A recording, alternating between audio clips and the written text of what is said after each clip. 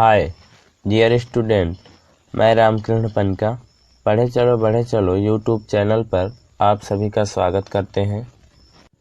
आज हम इस वीडियो में प्रश्नावली 1.2 के प्रश्न नंबर 6 को हल करेंगे, जो लिखा है कि व्याख्या कीजिए कि 7 गुणे 11 गुणे 13 प्लस 13 और 7 गुणे 6 गुणे 5 गुणे 4 गुणे 3 गुणे 2 गुणे 1 प्लस 5 भाज्य संख्याएं क्यों हैं। ठीक है, तो सबसे पहले हम देखते हैं कि भाज्य संख्या होता क्या है। वैसे तो आप लोग हमारे पिछले वीडियो में भाज्य संख्याएं और अभाज्य संख्याओं को पढ़ा है,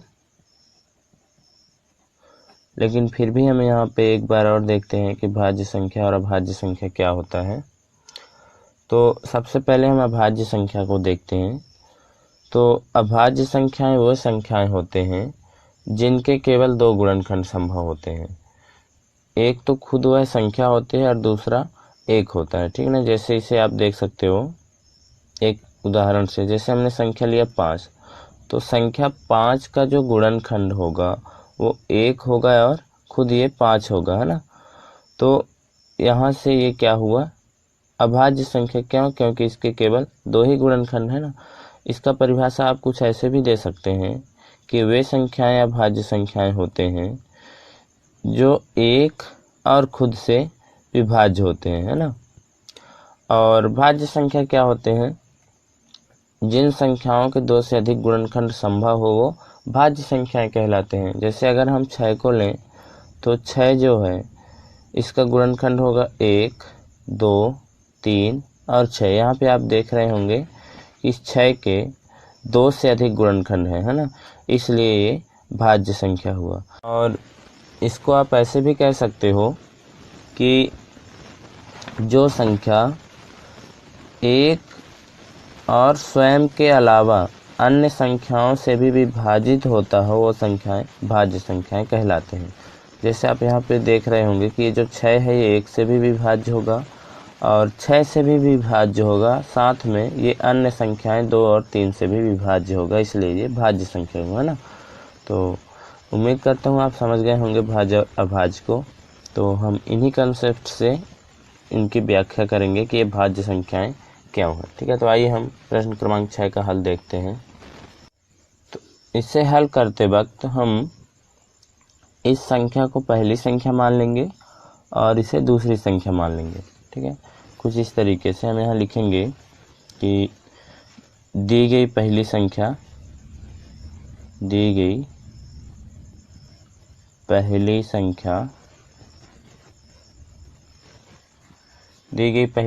क्या है, 7 गुणे 11 गुणे 13 और प्लस 13 है। ठीक है, अब हम इसे आगे हल कर सकते हैं। यहाँ 2 पद हैं, आप जानते हैं प्लस या माइनस के बाद अगला पद आ जाता है। तो यहाँ तक ये संख्याएं आपस में गुणा है तो इनको हम एक ही संख्या मानेंगे, या कहें कि एक ही पद मानेंगे। फिर प्लस के बाद एक संख्या यहाँ और लिखा है इसलिए दूसरा पद कहला जाएगा। और दोनों पदों में 13 कॉमन हो रहा है तो हम यहाँ से 13 कॉमन ले लेंगे। और आप जानते हैं हम जिस संख्या को कॉमन लिए रहते हैं उसी संख्या से फिर हम इनमें भाग देते हैं। ठीक है, जहाँ से हमने कॉमन लिया है। तो जब हम इस 13 का यहाँ पे भाग करेंगे तो 13 और 13 कट हो जाएगा और यहाँ आएगा 1। तो फिर हम जब इसमें 1 का गुणा कर देंगे तो ये आएगा 7 गुणे 11 ही, है ना। अब ये प्लस है तो प्लस, अब यहाँ से भी 13 कॉमन हो गया है तो यहाँ बचेगा 1। ठीक है, अब देखिए यहाँ पे हम इसको और लिख सकते हैं 13 और यहाँ पे कोष्टक को जब आप हल करोगे तो 11 सत्ते 77 और 1 आएगा 78, तो यहाँ से हो जाएगा 78। ठीक ना, और यहाँ से हम 13 को तो कुछ नहीं लिख सकते, लेकिन हम 78 को लिख सकते हैं 13 गुणे 3 गुणे 2। ठीक ना, 78 का जब हमने अभाज्य गुणनखंड किया तो आया 13 गुणे 3 गुणे 2, क्योंकि 3 दूनी 6 और 13 छंग 78, है ना, ये 78 ही आता है। तो यहाँ पे आप देख रहे हो कि ये जो संख्या है ये खुद के अलावा और एक के अलावा इन संख्याओं से भी क्या है, विभाज्य है। तो अभी आपने थोड़ी देर पहले सीखा था कि जो संख्या खुद और एक के अलावा अन्य संख्याओं से भी विभाज्य होता है ना, वो क्या कहलाता है, भाज्य संख्या है। अब आप सोच रहे होंगे कि ये संख्या इनसे कैसे विभाज्य है, तो मैं अभी बता रहा हूँ आपको। अब हम लोग यहाँ पे रफकार करेंगे। जैसे लिखा है ये संख्या 7 × 11 × 13 + 13। जब हम इसे सॉल्व करेंगे इस संख्या को, तो ये संख्या आएगा 1014 है। ठीक है, तो ये संख्या जो है ये 1014 के बराबर है। अब यही 1014 जो है 13 से भी विभाज्य हो जाएगा और 3 से भी विभाज्य हो जाएगा, 2 से भी विभाज्य हो जाएगा, अन्य संख्याओं से भी विभाज्य होता है। लेकिन हमको इतने में ही हमारा आंसर मिल जाता है कि वो संख्या जो खुद से और एक के अलावा अन्य संख्याओं से भी विभाज्य होता हो, वो संख्या भाज्य संख्या कहलाती है ना। तो ये तो 1014 से विभाज्य होगा ही, साथ में 1 से विभाज्य तो होगा ही, लेकिन इन संख्याओं से भी विभाज्य है, इसलिए ये भाज्य संख्या हुआ, है ना। तो यहाँ पे हम लिखेंगे कि इस संख्या के 2 से अधिक भाजक हैं, इसलिए यह एक भाज्य संख्या है। ठीक ना। तो आइए हम लिख देते हैं। तो यहाँ पे हम लिखेंगे क्योंकि इस संख्या के 2 से अधिक भाजक हैं, क्योंकि इस संख्या के किस संख्या के, ये संख्या के, है ना, ये किसके बराबर है, 1014 के बराबर है ना। तो क्योंकि इस संख्या के 2 से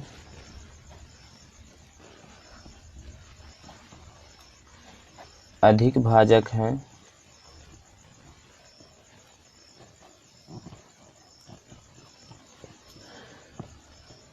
इसलिए यह संख्या, या ऐसे लिख सकते हैं, इसलिए यह एक भाज्य संख्या है।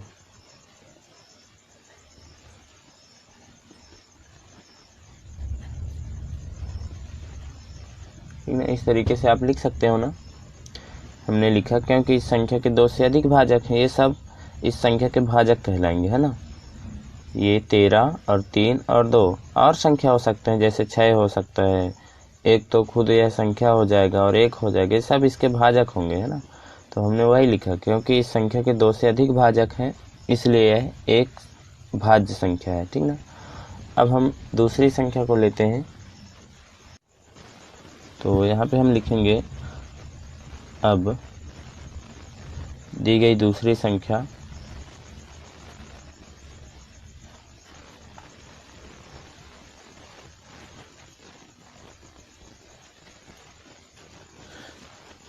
हम किसको दूसरी संख्या मानेंगे, ये जो दिया है ना, 7 × 6 × 5 × 4 × 3 × 2 × 1 + 5। ठीक ना, ये हमारा दूसरी संख्या है।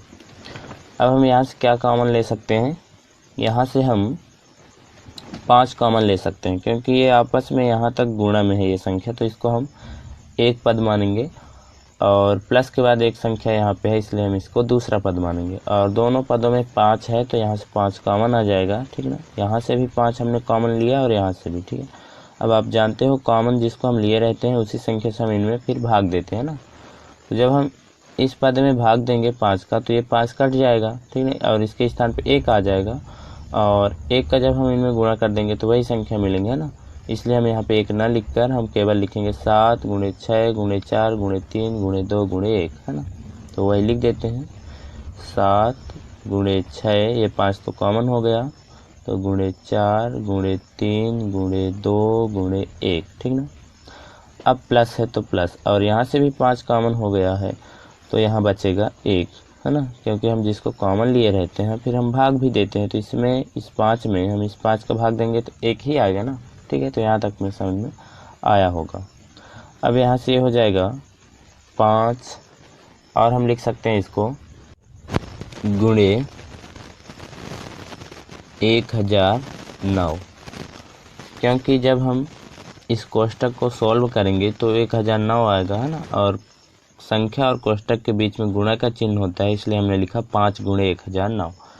अब आप देख रहे हैं कि ये जो संख्या यहाँ पे मिला हमको, ये सब संख्याएं इस संख्या के क्या हैं, भाजक हैं, ठीक ना। इसे आप ऐसे समझ सकते हैं रफ्कार के द्वारा। तो यहाँ पे ध्यान दीजिए, जब हम इस संख्या को पूरा सॉल्व करेंगे तो हमें मिलेगा 1045, ठीक ना। अब ये बताइए, ये एक संख्या है, अब ये संख्या किससे किससे विभाजित होगा, ये तो खुद से एक बार विभाजित होगा, है ना, और साथ में 1 से भी विभाजित होगा, और अभी आपने ये जो संख्या निकाला यहाँ पे 5 और 1009, ये इनसे भी विभाजित होगा। तो आपने यहाँ पे देखा कि ये जो संख्या है खुद और 1 के अलावा अन्य संख्याओं से भी विभाज्य हो रहा है, इसलिए ये तो भाज्य संख्या हुआ, है ना।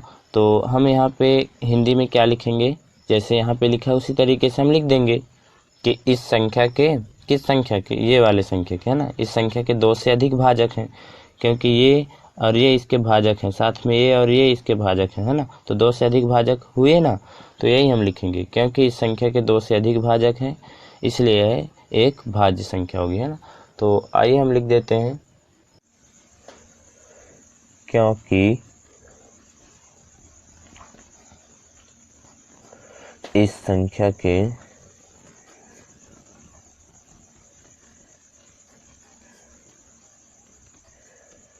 2 से अधिक भाजक है,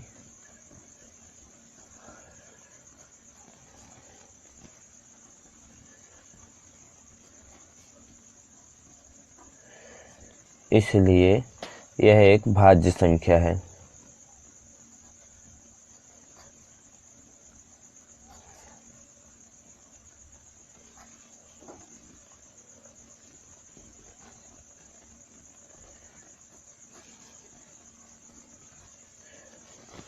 ठीक ना। अतः करके हम लिख देंगे, अतः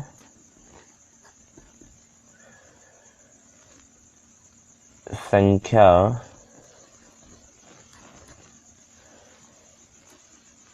सात गुणे 11 गुणे 13 प्लस 13, और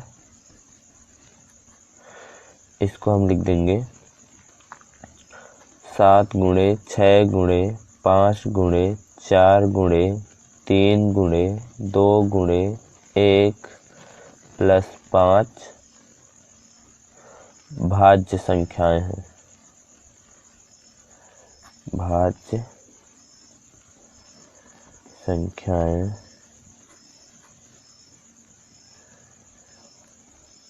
हैं, ठीक। तो इस तरीके से हम इस प्रश्न का सॉल्यूशन दे सकते हैं, ठीक है। तो आप यहाँ से इसका स्क्रीनशॉट लीजिए।